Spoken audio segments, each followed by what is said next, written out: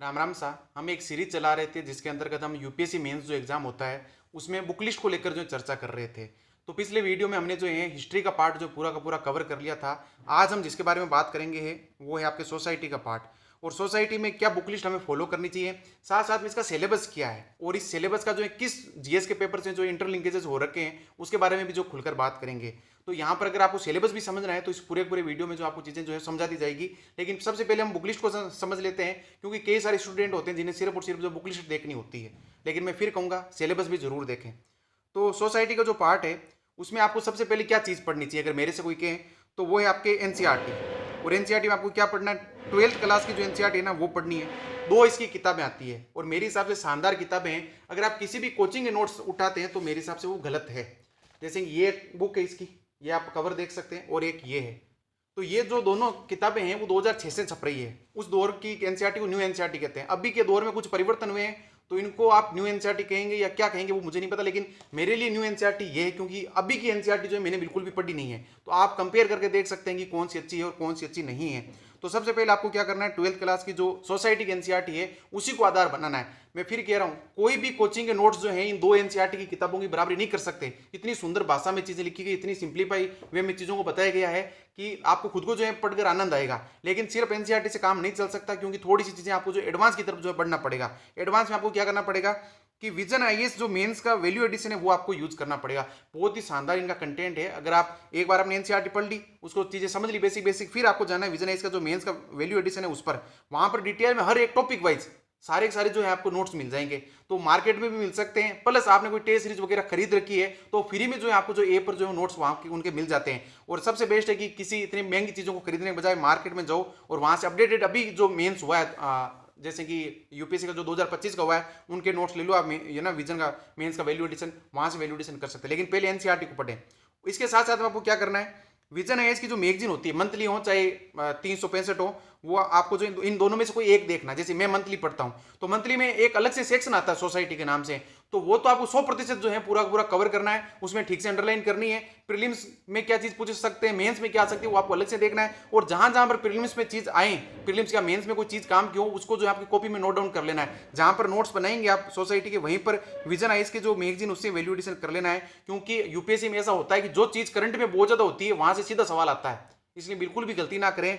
Vision की magazine को बिल्कुल भी स्किप ना करें, आप जरूर जरूर पढ़ें, है ना। थोड़ी बहुत लेंथी है, मैं खुद कहता हूँ 150 के आसपास पेज नहीं देने चाहिए थे, लेकिन फिर भी आप जो टॉपिक बहुत ज्यादा इंपॉर्टेंट उसको ना छोड़े। जैसे कि अभी के दौर में क्या टॉपिक चल रहा है, त्रिभाषा वगैरह जो फॉर्मूला वगैरह की बात हो रही थी तो वहां पर है धर्मनिरपेक्षता की जो बात हो रही थी। तो ऐसे सारे टॉपिक जो है वो बड़े अच्छे से जो इन्होंने बता रखे हैं। तो ऐसी चीजों को छोड़ना नहीं है, इसलिए विजन है इसकी मैगजीन करनी है। तो और अलग से करनी नहीं है, दिन प्रतिदिन आप पढ़ोगे मैगजीन 1 घंटा 2 घंटा दोगे तो उसके लिए है ना, तो अलग से नहीं पढ़ना है। साथ साथ में आपको क्या देखना है, न्यूज़पेपर। न्यूज़पेपर भी दिन प्रतिदिन पढ़ोगे आप, तो जब न्यूज़पेपर पढ़ोगे तो कंटेंट आपको यहाँ से प्रिपेयर होगा, अच्छे अच्छे एग्जाम्पल मिलेंगे न्यूज़पेपर में। जैसे इंडियन एक्सप्रेस खूब सारे अच्छे अच्छे एग्जाम्पल यहाँ पर मिलते हैं आपको। तो वो जो है सारे के सारे जो एग्जाम्पल जो है आप यहाँ पर जो है वो कोट कर सकते हैं। तो ये दो चीजें आपके साथ साथ में चलेगी समानांतर रूप में, अलग से नहीं करना है। और ये जो दो चीजें होंगी आपको जो है अलग से टाइम देकर जो चीजें करनी पड़ेगी इनके लिए। तो 4 चीजें अभी तक हो चुकी है, ये आपका जो पूरा पूरा बेस है एडवांस तक चलेगी। अब दो और चीजें आपको क्या करनी है जो कि एक्स्ट्रा के रूप में मैं कह सकता हूं, ध्रुव राठी के जो वीडियो हैं और विकास दिव्यकृति के जो वीडियो हैं वो आपको देखने हैं। क्योंकि ध्रुव राठी के वीडियो जो हाई क्वालिटी के हैं और कई सारे जो सोसाइटी के जो टॉपिक उन पर बना रखे हैं, चाहे महिलाओं को लेकर हो चाहे किन्हीं और को लेकर हो, शानदार वीडियो है, हाई क्वालिटी के वीडियो है। शायद कई सारी कोचिंगों के कंटेंट में भी वो चीजें ना मिले, लेकिन उनकी जो है वीडियो में मिल जाएगी। लेकिन वहां पर आपको अपनी राजनीतिक सोच को जो अलग रखना है। हो सकता है कि आप उनकी राजनीतिक सोचें जो है वो यानी कि पसंद नहीं करते हो या फिर सहमत ना हो, फिर भी वीडियो देखें जरूर और वहां से भी नोट्स आप बना लें, क्योंकि सच में कंटेंट बहुत अच्छा है। और साथ में विकास दिव्यकृति इनके कई सारे वीडियो हैं यूट्यूब पर, अब तो इतने नहीं बनाते लेकिन पहले के दौर में थे, 3 तलाक को लेकर हो गया या फिर कई सारे मामलों पर था, वहां पर इनके वीडियो आप देखें। और छठी चीज क्या है कि यहां तक 5 चीजें आपकी हो गई। और ये सब चीजें जो है ना, ध्रुव राठी हो गया, विकास ये आपको सिर्फ और सिर्फ खाना खाते वक्त या घूमते वक्त सुनना, ऐसा नहीं कि अलग से टाइम निकाल के सुन रहे, वो चीजें नहीं करनी। इतना टाइम नहीं है हमारे पास की सोसाइटी को इतना टाइम देते हैं कि यानी कि अलग से टाइम निकाले वीडियो देखने के लिए, वो नहीं करना है। और छठी चीज क्या है कि जीएस2 के जो नोट्स बनाओगे ना उसके कारण आपकी सोसाइटी का बहुत बड़ा पार्ट कवर हो जाएगा। जब जीएस2 का आप मैं बताऊंगा कि सिलेबस कहां से जो चीजें जो लिंक हो रखी है सोसाइटी की, और वहां से जब जीएस2 के नोट्स आपके प्रिपेयर होंगे तो सोसाइटी का बहुत बड़ा हिस्सा जो है कवर हो जाएगा। लेकिन इनको इग्नोर नहीं करना है, एनसीईआरटी वगैरह को जरूर पढ़ना है। ऐसा नहीं कि सिर्फ जीएस2 पढ़ के बैठ गए कि भाई यहाँ से मेरी चीज़ें कवर होगी, नहीं, ये बेस है आपके एनसीईआरटी वगैरह सारी चीज़ें। अब हम चलते हैं सिलेबस पर और मैं एक एक चीज़ बताऊंगा कि किस प्रकार जो है चीज़ें इंटरलिंक हो रखी है। तो सोसाइटी का जो सिलेबस है वो यहाँ से शुरू होता है। आपके ऊपर वाला जो 5 पॉइंट है जो मैंने कल बताए थे, यहाँ से लेकर यहाँ तक ये पूरा पूरा हिस्ट्री का सिलेबस था। सोसाइटी का जो है अगले जो इसके 4 पॉइंट हैं वो जो है सोसाइटी के हैं। तो सोसाइटी के सिलेबस में अगर मैं देखूं कि क्या क्या चीज़ें इसमें हैं, तो पहला जो पॉइंट है वो है कि भारतीय समाज की मुख्य विशेषताएं क्या है, कि भाई भारतीय समाज उसकी क्या विशेषता है, कि भाई पितृसत्तात्मक समाज है, महिलाओं की क्या स्थिति है, वो सारी चीजें आपको यहाँ पर पढ़नी पड़ेगी, है ना। विवाह कैसे होते हैं, विवाहों की क्या परंपरा है, वो सब की सब जितनी विशेषताएं हो सकती है वो। आगे क्या, भारत की विविधता, कि भारत में भाषा की विविधता, बोलियों की विविधता, धर्म की विविधता, वो सब विविधताएं आपको यहाँ पर देखनी है। इसके बाद में क्या है, महिलाओं की भूमिका और महिला संगठन, बहुत ज्यादा इंपॉर्टेंट टॉपिक है ये, महिला ये करना है। फिर आपको जनसंख्या को लेकर है, जनसंख्या अभी चल ही रहा मामला कि भाई जातिगत जनगणना होनी चाहिए या नहीं होनी चाहिए, तो ये सवाल यहाँ से सीधा जो है बन सकता है। महिलाओं को लेकर ये सवाल बन सकता है कि वैवाहिक बलात्कार वगैरह जो चीजें होती है उनको अपराध घोषित करना चाहिए या नहीं करना चाहिए, मासिक धर्म जो अवकाश है वो होना चाहिए या नहीं होना चाहिए। ऐसी सारी चीजें जो है बेसिक से लिंक होकर करंट अफेयर से जो चीजें वो पूछ ली जाएगी आपको, ये ध्यान रखें आप।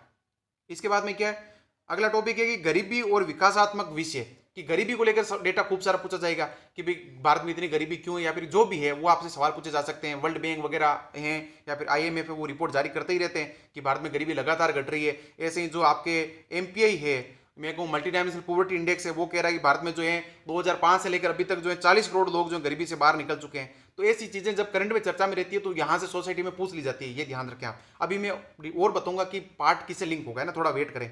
इसके बाद में शहरीकरण और उनकी समस्याएं और उनके रक्षोपाय। शहरीकरण बहुत ज्यादा चर्चा में रहता है कि भाई नीति आयोग ने रिपोर्ट जारी कर दी, अर्बन है ना, अर्बन के शायद ऐसी थी कुछ, अर्बन प्लानिंग इन इंडिया कुछ ऐसी रिपोर्ट थी, तो उसमें बता रखा था कि भाई 65% जो शहर हैं उनके पास को अपना मास्टर प्लान ही नहीं है। तो ऐसी जब चीजें चर्चा में आएगी तो वो सोसाइटी में पूछ ली जाएगी, ये ध्यान रखें। साथ साथ में स्मार्ट मिशन वगैरह जो चल रहे हैं तो वहां से चीजें आ सकती है। और अगला है भारतीय समाज पर भूमंडलीकरण का क्या प्रभाव पड़ा, कि आज के दौर में जो वैश्वीकरण हुआ है उसके कारण भारतीय समाज पर क्या चीजें जो है इफेक्ट हुई, यानी कि भारतीय जो समाज विश्व से जुड़ा है ना। तो कि भाई भारत के जो कपड़े हैं उनमें क्या बदलाव आया, खाने में क्या बदलाव आया, है ना, भाषा में क्या बदलाव आया, धर्म के स्तर पर चीजें किस तरीके से बदली है, तो वो चीजें आपको एक एक करके देखनी है और अच्छे से देखनी है। और भारत का प्रभाव विश्व पर क्या पड़ा और विश्व का प्रभाव भारत पर क्या पड़ा, वो चीजें एक एक करके जो है जब आप एनसीईआरटी पढ़ोगे, एनसीईआरटी में शानदार तरीके से दे रखा है। अगली चीज है आपके सामाजिक सशक्तिकरण, सांप्रदायिकतावाद, क्षेत्रवाद और धर्मनिरपेक्षता। इनको भी आपको जो है डिटेल में समझना है। जैसे कि धर्मनिरपेक्षता को लेकर अभी चीज क्या करंट में थी कि प्रस्तावना को लेकर जो है सुप्रीम कोर्ट में रीट जो है वो डाली गई थी कि भाई जो प्रस्तावना में धर्मनिरपेक्षता शब्द उसको हटा देना चाहिए, तो इस पर सवाल आ सकता है। इतना करंट में जो है न्यूज में रहा था। ऐसी क्षेत्रवाद को लेकर आ सकता है, तमिलनाडु में हो चाहे कुछ नागालैंड में हो, वहां पर चीजें अक्सर जो देखने में आती है और ऐसे है ना, तो वहां से चीजें लिंक करके आपसे चीजें पूछी जा सकती है। और उसके बाद में क्या, सांप्रदायिकवाद, कि अभी जैसे कि मैं जब दिल्ली में था 2021 के आसपास, तो नॉर्थ ईस्ट दिल्ली में दंगे हुए थे, तो वहां पर संप्रदायवाद था, तो उससे संबंधित चीजें आ सकती है। और इसके अलावा जो है सामाजिक सशक्तिकरण है, वहां से चीजें आ सकती है कि भाई आप जो समाज के सबसे पिछड़े वर्ग के उनका सशक्तिकरण कितना हुआ है, एससी एसटी, महिलाएं, ओबीसी, इनसे संबंधित चीजें आ सकती है। अब मैं आपको बता रहा हूं कि ये टॉपिक जो है सारे के सारे जो दूसरे पेपर से कैसे लिंक हो रखे हैं और इनके नोट्स जो है आपके दूसरे जो आप पेपर पढ़ोगे तो उनसे कैसे प्रिपेयर हो सकते हैं साथ साथ में। जैसे कि ये भारतीय समाज की जो विशेषताएं है ना, कि मुख्य विशेषताएं क्या है, बेसिक रूप से आपको सारी सारी जो विशेषताएं हैं वो आपको एनसीईआरटी प्लस विजन के वैल्यू एडिशन से पढ़नी पड़ेगी और न्यूज़पेपर और मैगजीन वगैरह से।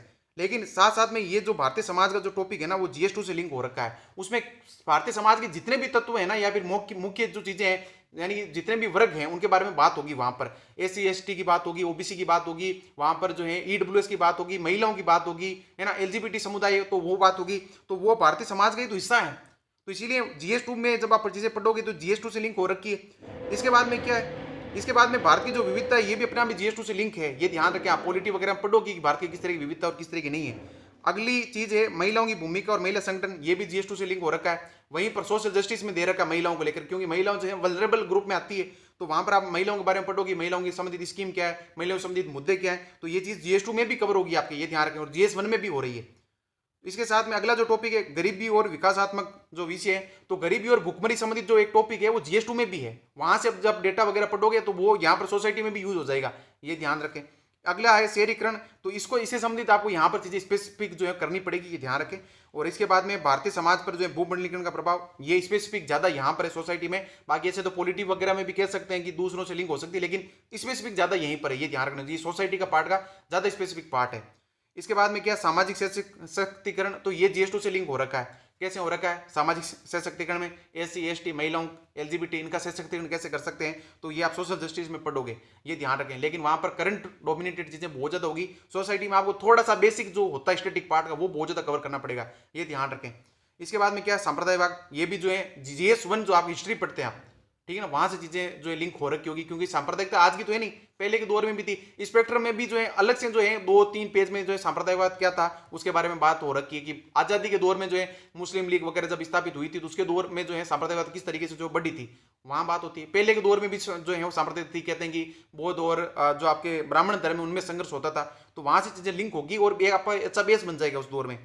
इसके बाद में क्या, क्षेत्रवाद और धर्मनिरपेक्षता, ये तो पूरा का पूरा GS2 से लिंक हो रखा है। आप क्षेत्रवाद जो है वो पढ़ोगे पॉलिटी में, कि भाई तमिलनाडु ने क्या मांग की, यानी कि या फिर आंध्र प्रदेश ने जो भाषा के आधार पर जो मांग की, तो वो क्षेत्रवाद है या नहीं है। गुजराती और जो मराठी उन्होंने अलग स्टेट की मांग की, वो क्षेत्रवाद है या नहीं है ना, तो वो क्षेत्रवाद आप GS2 में भी पढ़ोगे। लेकिन सोसाइटी के लिए भी आपको अलग से पढ़ना, ये ध्यान रखिए कि सोसाइटी की थोड़ा सा नेचर अलग रहेगा।